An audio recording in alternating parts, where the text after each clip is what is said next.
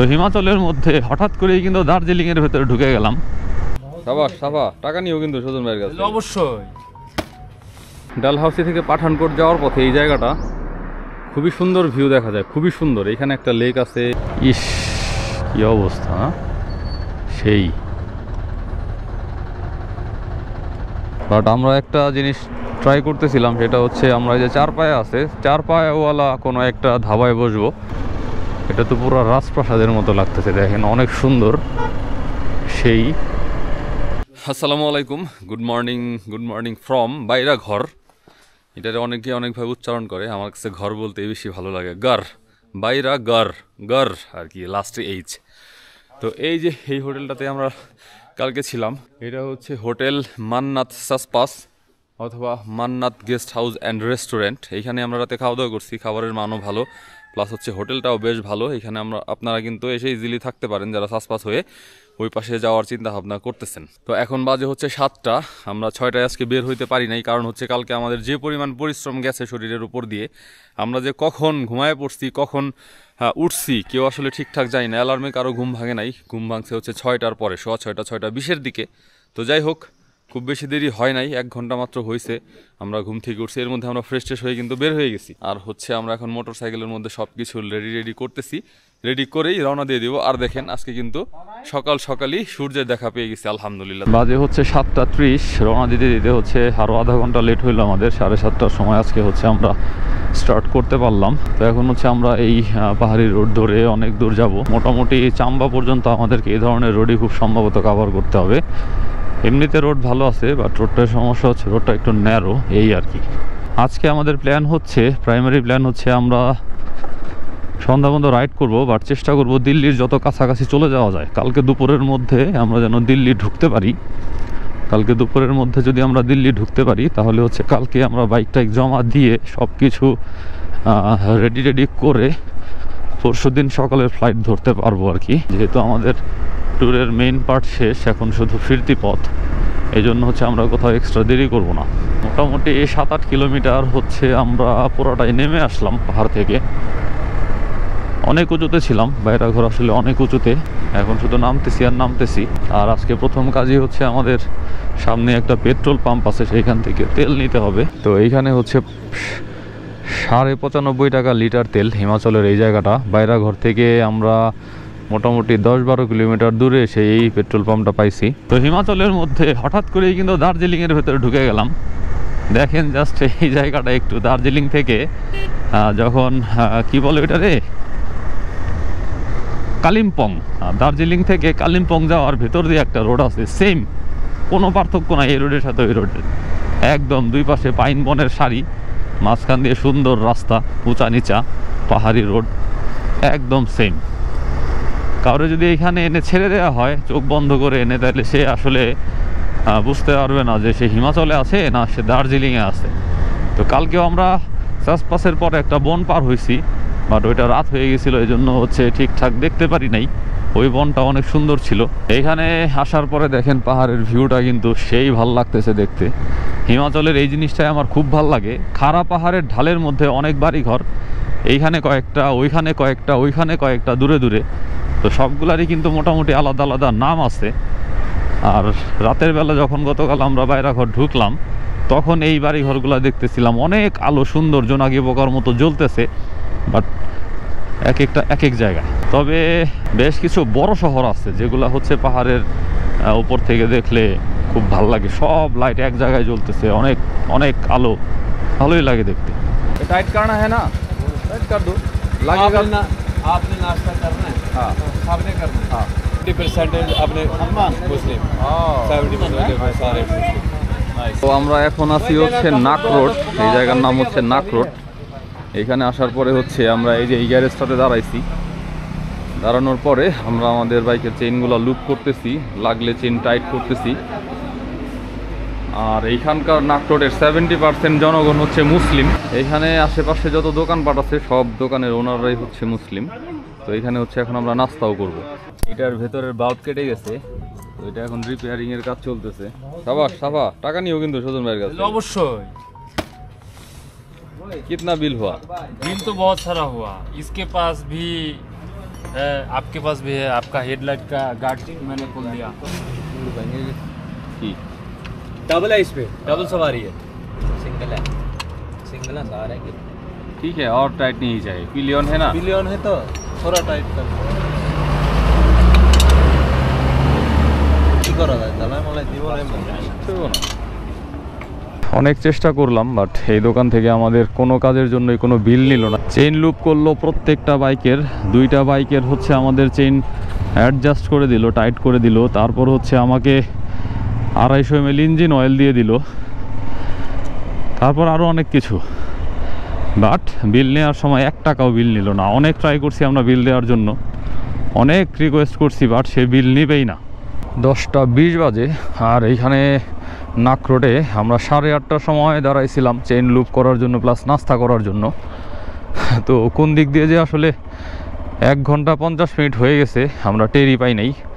Chain loop করতেও সময় লাগছে, প্লাস হচ্ছে যে নাস্তা করতে এসেও আমরা বেশ কিছুক্ষণ সিরিয়ালে বসেছিলাম। তবে নাস্তাটা বেশ ভালো ছিল। নাস্তা করলাম আনলিমিটেড রুটি, ডিম ভাজি, আর হচ্ছে দই দিয়ে, আর হচ্ছে আলুর একটা সবজি ছিল, খুবই টেস্টি। অনেকদিন পরে মজার একটা নাস্তা আমরা করলাম, যে কারণে হচ্ছে প্রচুর পরিমাণে খাইছি। তো কয়টা করে রুটি খাইছি জানি না, টোটাল বিল হয়েছে 400 টাকা। আমরা ডাল হাউসে যাওয়ার জন্য এখন কোটি হয়ে ডান দিকে যাচ্ছি, আর একটা রোড গেছে হচ্ছে চাম্বা হয়ে। ওই রোডটা অনেক লম্বা, লম্বা বলতে অনেক বেশি, 30-35 কিলোমিটার না কত কিলোমিটার যেন এক্সট্রা ঘুরতে হয়। আর পাহাড়ি রোডে 20-25-30 কিলো যাইতে হচ্ছে 1 ঘন্টা সময় লাগে। আর 2 বছর আগে আমরা এই রোড দিয়ে আসছিলাম, তখন রোডটা একদমই ভাঙাচোরা ছিল। বাট এখন লোকালদের কাছে শুনলাম রোড নাকি একদম পাকা হয়ে গেছে। তো যাই হোক, খুব ভালো হয়েছে আমাদের জন্য। তো এটা হচ্ছে কোটি ব্রিজ। এর আগের বার এই কোটি ব্রিজ আসতে আসতে হচ্ছে আমাদের রাত হয়ে গেছিল। দাঁড়া করাইব নাকি? হ্যাঁ, আমরা হচ্ছে ড্যামের ব্রিজে চলে আসছি। আর এটা হচ্ছে চামেরা লেক। চামেরা লেকের এইখানে একটা ড্যাম আছে, এইখানে হচ্ছে চেকপোস্ট আছে। চেকপোস্টে হচ্ছে জাস্ট আমাদের মোটরসাইকেল নাম্বারটা এন্ট্রি করলো, তারপরে ছেড়ে দিল। এই হচ্ছে ড্যাম। দেখেন এই পাশে কোনো পানি নাই, আর ওই পাশ পানি দিয়ে ভর্তি।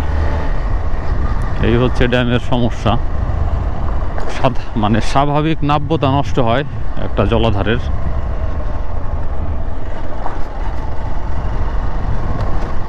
কোটি হয়ে আমরা ডালহাউসির আবার মেন রোডে চলে আসছি। চাম্বা হয়ে যে রোডটা ধরে হচ্ছে যে মেন রোড ধরে আসা লাগতো, সেই রোডটায় চলে আসছি অলরেডি। তো মোটামুটি এই রোড দিয়ে আসার কারণে আমাদের 30-35 কিলোমিটার রাস্তা কিন্তু কম হইল। অনেক দ্রুত আসলাম, অনেক দ্রুত। তো এইখান থেকে ডালহাউসি হচ্ছে আর মাত্র 15 কিলোমিটার। তার মানে ডালহাউসি চলে আসছি। ডালহাউসি যদি আমরা মেন সিটিতে ঢুকবো না, আমরা বাঁ দিকে ডালহাউসি বাইপাস করে ডান দিক দিয়ে বের হয়ে চলে যাব পাঠানকোটের দিকে। বাম দিকে গেলে হলো ডালহাউসি সিটি, আর এই সোজা গেলে হচ্ছে পাঠানকোট। ডালহাউসি থেকে পাঠানকোট যাওয়ার পথে এই জায়গাটা খুবই সুন্দর ভিউ দেখা যায়, খুবই সুন্দর। এইখানে একটা লেক আছে, এইখানে একটা লেক আছে, ওই দূরে একটা লেক আছে। আর এইখান থেকে ওই যে পাহাড়ের যে রেঞ্জটা দেখেন, পুরোটাই কিন্তু দেখা যাচ্ছে। ওই পাহাড় দিয়েই কিন্তু আমরা এতক্ষণ আসছি, ঠিক আছে। আর এইখানে হচ্ছে দাঁড়াইছি একটা কারণে, যে এখানে হচ্ছে এখন আমরা জুস খাবো, আখের জুস।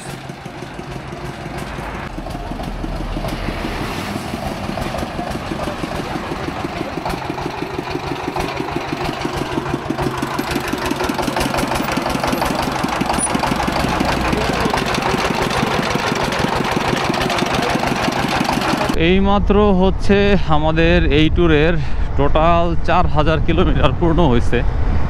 আলহামদুলিল্লাহ, 4000 কিলোমিটার এক ট্যুরে চালাইতেছি আমরা। আর আজকে হচ্ছে আমাদের 18 নম্বর নাকি 19 নম্বর, 18 নম্বর আজকে হচ্ছে দিন আমাদের চলতেছে।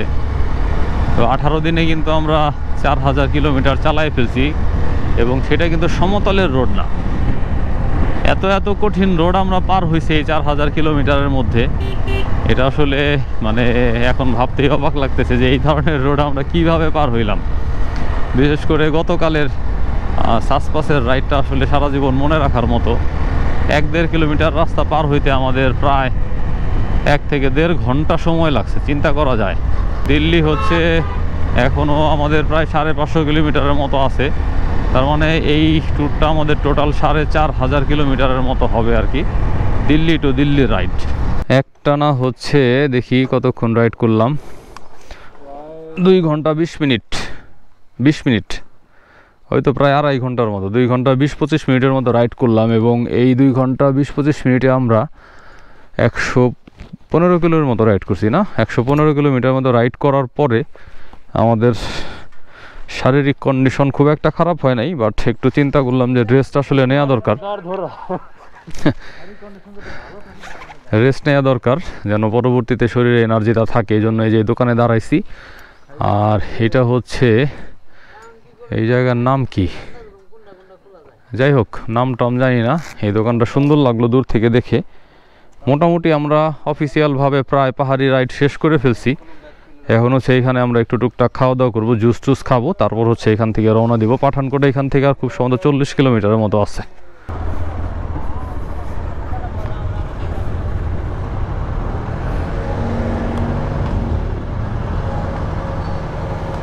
ইস কি অবস্থা, সেই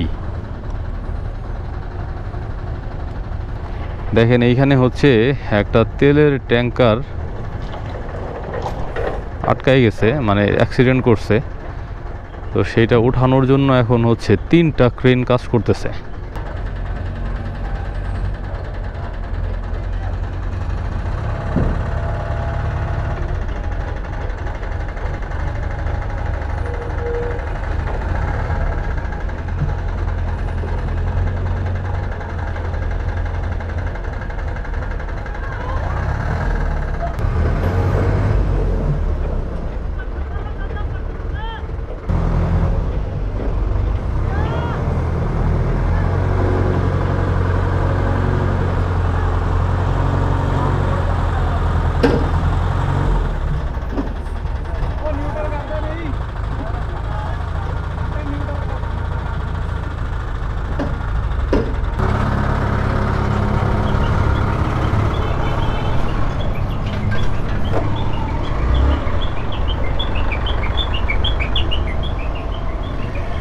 অনেক অনেক অনেক দিন পরে এই যে এই ধরনের সোজা রাস্তায় রাইড করতেছি। মোটামুটি সমতলে আমরা চলে আসছি। এখান থেকে পাঠানকোট হচ্ছে আর 10-12 কিলোমিটারের মতো হবে।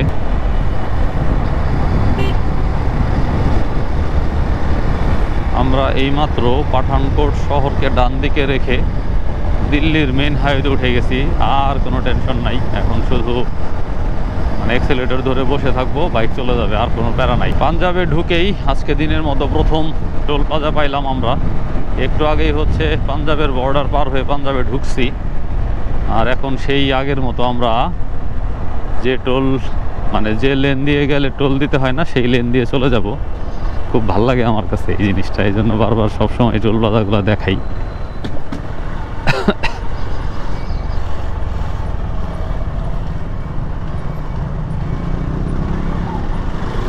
মজা মজা মজা।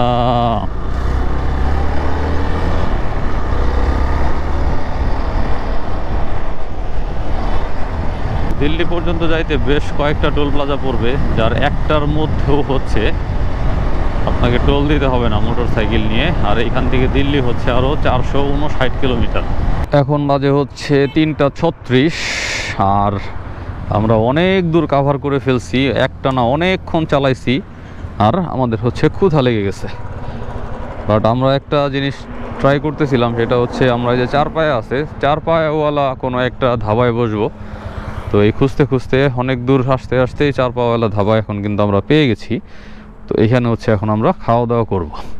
পাঞ্জাবের কোনো খাবারই আসলে আমার ভালো লাগে না, বিশেষ করে এই ডালগুলা। তারপরেও এই ধাবার খাবারটা মোটামুটি খারাপ না। এই যে সালাদ দিছে, লেবু দিছে, শশা আছে। তো লেবু দিয়ে ডাল যখন মিক্স করছি তারপরে হচ্ছে খাইতে ভালো লাগতেছে আর কি। এইখানটাতে আসার পরে এমন একটা সিগনালে পড়ছি, দেখেন কিচ্ছু নাই কিন্তু, তারপরেও সবাই কিন্তু সিগনাল মেনেই দাঁড়ায় আছে। দেখেন 18, 17, 16, 15, এটা ভাল লাগে। বাট এইখানে আবার একটা ব্যাপার হচ্ছে, কোনো বাইকারই হেলমেট পরে না, কোনো বাইকার না, একজনেও দেখি না এখন পর্যন্ত এইখানে হেলমেট পরতে। পাঞ্জাবে যদিও এর আগেও দেখছি হেলমেটের প্রচলনটা কম, তারপরেও হেলমেট তো আসলে নিজের সেফটির জন্যই পরা উচিত। আমাদের লেন ফাঁকা আছে, নো প্রবলেম।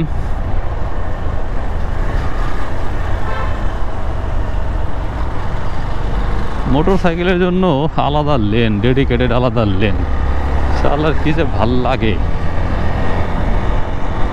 ইন্ডিয়াতে মোটর সাইকেল যারা চালায় বাইকারদের সম্মানই অন্যরকম, আর বাংলাদেশে হচ্ছে শুধু দূর দূর করে, দূর দূর। এখান থেকে লুধিয়ানা হচ্ছে আর 15 কিলোমিটার, আম্বালা হচ্ছে 129 কিলোমিটার। আর এইখানেই হচ্ছে একটা টোলগেট। আজকে দিনের মতো 3 নাম্বার টোলগেটে চলে আসলাম আমরা। তো আজকে আমাদের টার্গেট হচ্ছে আমরা আম্বালা যেয়ে থাকবো, যদি ঠিকঠাক হয় সব কিছু আর কি। রাইডের মাঝে এই যে এখানে হচ্ছে আমরা চাটা খাওয়ার জন্য দাঁড়াইছি এখন, আর খুব সুন্দর একটা ধাবা। এখানে হচ্ছে আমরা জুস খাইলাম, 4টা জুস, তারপর হচ্ছে চা, লেবু চা, এই যে লেবু চা, তারপর হচ্ছে পানি। না, চাটা অনেক মজা এই যে। আর এই হচ্ছে আমাদের বাইক, বেশ ভালো লাগতেছে। এই জায়গাটা অনেক আলোকিত, খুব সুন্দর। আবার আমরা সামনের দিকে রওনা দিতেছি, বাজে হচ্ছে 7:40। রাস্তায় আর ব্রেক দিব না আশা করি, একদম আম্বালা যেয়ে তারপরে হচ্ছে আজকের মতো ব্রেক দিব। তো আম্বালা এখান থেকে হচ্ছে আর 101 কিলো, দিল্লি হচ্ছে 301 কিলো। এই জিনিসটা খুব মজা লাগতেছে দেখতে। দিল্লি যদি হয় 350, আম্বালা হয় 150, এরকম আর কি। আম্বালা 101, দিল্লি 301। আম্বালা সিটিতে ঢুকতেছি, আর ঢোকার পর প্রবেশ পথেই হচ্ছে এখানে একটা হোটেল আছে, কেবি রেসিডেন্সি। যদিও এটার পার্কিং নাই, তো এখন হচ্ছে এটা একটু দেখবো এটার মধ্যে রুম টুম অ্যাভেলেবেল আছে কিনা, কীরকম দাম। যে হোটেলে গেছিলাম সেই হোটেলই হচ্ছে ঠিক করলাম, 2 রুম। টোটাল হচ্ছে আমাদের পড়বে 2800 টাকা। অলরেডি আমরা পেমেন্ট করে দিয়ে আসছি, এবং হোটেল কনফার্ম করে ব্যাগ ট্যাগ রেখে আমরা এখন খাওয়া দাওয়া করার জন্য বের হয়েছি। তো আজকে হচ্ছে আমরা খাবো কোথায়, এটা চিন্তা করতে করতে হঠাৎ করে মনে হইলো যে মাংস খাওয়া দরকার। এই জন্য হচ্ছে KFC-তে যাচ্ছি। আর KFC হচ্ছে আমাদের যে হোটেল, ওইখান থেকে 4 কিলোমিটার দূরে। আমরা চলে আসছি আমাদের ডেস্টিনেশনে, আর এটা হচ্ছে জাগি সিটি সেন্টার। এ দেখতে পাচ্ছেন, এটা হচ্ছে একটা সিটি সেন্টার। এইখানে সব কিছু অ্যাভেলেবেল, সব কিছু মোটামুটি যত ব্র্যান্ড আছে ভালো ভালো। এটা তো পুরো রাজপ্রাসাদের মতো লাগতেছে, দেখেন অনেক সুন্দর। সেই চলে আসলাম হচ্ছে KFC, বাট এই আউটলেটের মধ্যে একজনও লোক নাই। কারণ হচ্ছে 10টার বেশি বাজে। জিজ্ঞেস করলাম যে লোক কেন নাই, বললো যে অনেক রাত হয়ে গেছে এই জন্য লোক নাই, স্টার্ট তো হয় অনেক আগে থেকে। তো যাই হোক, খুব ভালো হয়েছে, নিরিবিলিতে কেউ নাই, আমরা খাওয়া দাওয়া করে চলে যাব। আর হচ্ছে এই হচ্ছে এইখানকার KFC-র আউটলেটটা দেখেন, অনেক সুন্দর। এই যে আমাদের খাবার চলে আসছে, বার্গার প্লাস হচ্ছে চিকেন ফ্রাই।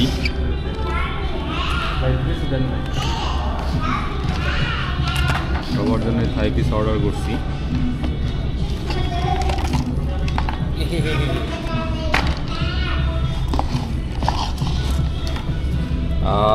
খাবো এখন, শুধু খাবো। আর হোটেলের রুমটা হচ্ছে এইরকম, এখানে একটা বিশাল বেড, এখানে একটা এক্সট্রা বেড দিয়েছিল আমাদের জন্য। এখানে সব জিনিসপত্র আমরা রাখছি। আর এই হচ্ছে ওয়াশরুম। তো এই রুমের ভাড়া হচ্ছে 1400 টাকা। তো এখন হচ্ছে ঘুমায় যাব, আর বেশি সময় নাই আমাদের হাতে, অলরেডি 12টার মতো বাজে। তো ঠিক আছে, আজকের মতো গুড নাইট। ভিডিওটা শেষ করতেছি, দেখা হবে পরবর্তী ভিডিওতে ইনশাল্লাহ। সেই পর্যন্ত ভালো থাকবেন সবাই, আসসালামু আলাইকুম।